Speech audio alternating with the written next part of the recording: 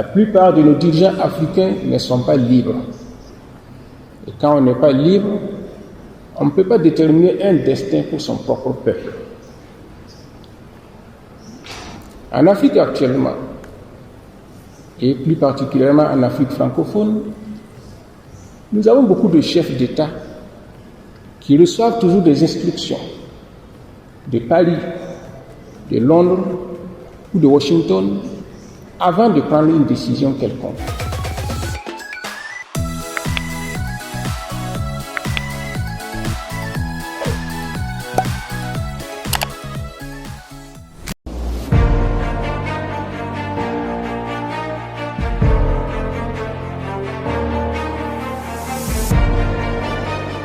Il faut dire que, actuellement, l'économie du Burkina Faso est basée sur 3 piliers.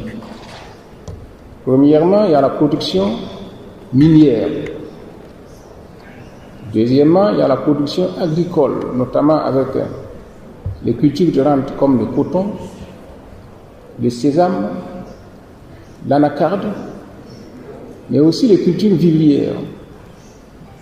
Et troisièmement, il y a les produits de l'élevage.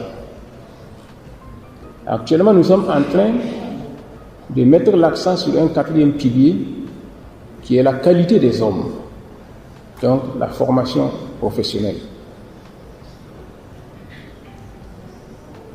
Le thème de cette conférence, donc, nous intéresse beaucoup, puisqu'il s'agit de l'industrialisation et de la modernisation de l'agriculture.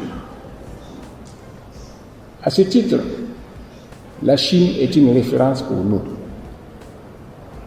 En moins d'1 siècle, la Chine s'est industrialisée, a modernisé son agriculture, est parvenue à l'autosuffisance alimentaire et s'est mise à exporter ses productions. Donc l'exemple chinois doit nous inspirer. Mais la Chine a réussi cette prouesse à cause de l'étendue de son territoire, du grand nombre de sa population et de son unité, et surtout l'unité politique, dans la volonté d'agir. Malheureusement, c'est ce qui manque actuellement en Afrique.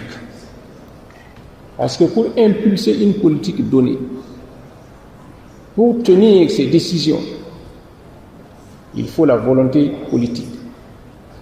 Et pour avoir une volonté politique, il faut être libre.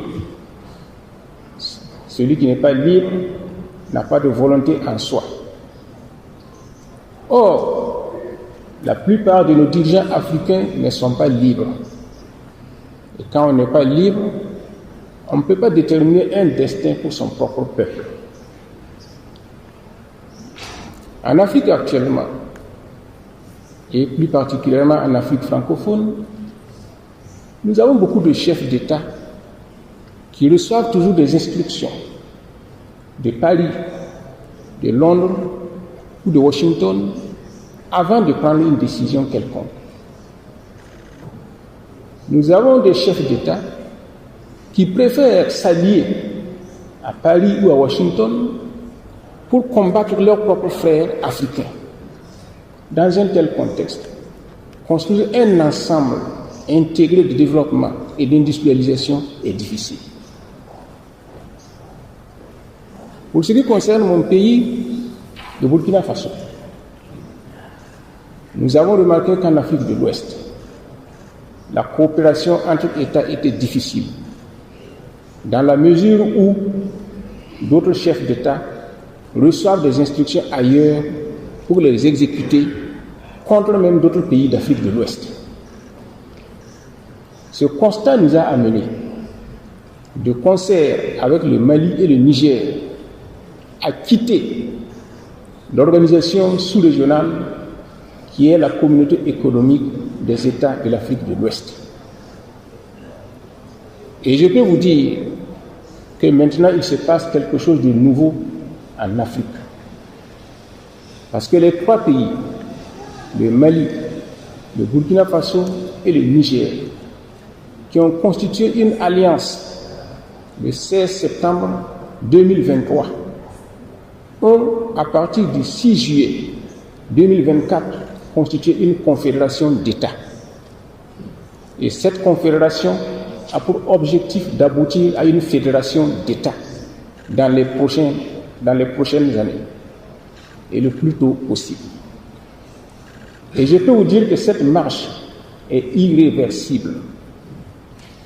Si la constitution de la confédération s'est faite à l'instigation et sous le leadership des 3 chefs d'État, les populations de ces pays se sont emparées de ce projet et poussent maintenant les dirigeants à aller de l'avant. Donc ce n'est plus une affaire de dirigeants, c'est devenu une affaire des peuples de ces 3 pays. Et sur ce plan, je peux vous dire que la coopération avec la Chine peut avoir beaucoup d'avenir dans le cadre de cette confédération qui fait une superficie de plus de 2 700 000 km² et qui compte une population de plus de 80 millions d'habitants. Mais il faut dire que la modernisation de l'agriculture et l'industrialisation nécessitent des préalables. Et ce préalable, c'est quoi? C'est l'énergie, la production énergétique, qui est le maillon faible de nos pays. Par exemple, chez moi, au Burkina Faso, pendant les périodes de chaleur, le pic de chaleur, on est obligé de procéder à des régulations énergétiques par des coupures de courant afin de pouvoir donner satisfaction à tout le monde parce que la production énergétique n'est pas suffisante. On ne peut pas industrialiser un pays si on ne résout pas au préalable le problème de production d'énergie. Et donc je pense que sur ce plan, la Chine est attendue et pourrait contribuer au développement de la production énergétique en Afrique, préalable à l'industrialisation et à la modernisation de l'agriculture. La modernisation de l'agriculture nécessite aussi d'autres préalables. Il faut des infrastructures routières, ferroviaires, pour les échanges de ces produits industriels et agricoles. Et sur ce plan, au Burkina Faso, nous avons mis en place une industrie de production de rails pour faciliter la construction des chemins de fer. Et là-bas aussi, nous attendons la contribution et l'expertise chinoise pour leur réalisation prochaine. Au-delà du pays, nous avons en projet la construction de chemins de fer qui relierait la capitale du Ghana, Accra, à la capitale du Burkina Faso, Ouagadougou. Donc c'est pour vous dire que les projets ne manquent pas et tout cela est nécessaire parce que si on fait une industrialisation et on modernise une agriculture sans prévoir les conditions d'écoulement, il y aura un étouffement et ça va se rejaillir sur la production industrielle et sur la production agricole. Mais ce n'est pas suffisant. Il faut aussi prendre soin des hommes qui seront les artisans de cette industrialisation et de cette production agricole. Donc la formation est nécessaire et aussi la santé des hommes est nécessaire. Sur ce plan, je remercie encore la Chine qui est en train de réaliser au Burkina Faso le plus grand hôpital de référence du pays et qui sera fonctionnel à partir de 2025. Et donc, c'est pour vous dire que nous ne devons pas voir l'industrialisation et la modernisation de l'agriculture de façon isolée, mais dans un ensemble pour qu'il n'y ait pas de goulot d'étranglement dans le processus. Cela dit, je reviens pour dire que la Chine a intérêt à une Afrique unie et développée.